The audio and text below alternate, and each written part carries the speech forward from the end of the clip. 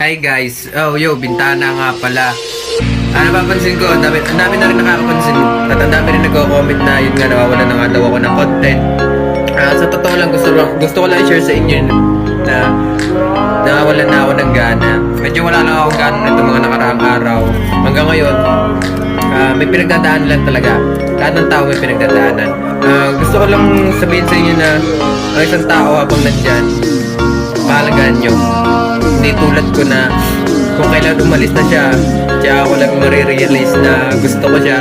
Nangyari sa akin yun isang araw kaya parang medyo walang gana lang bintana nyo.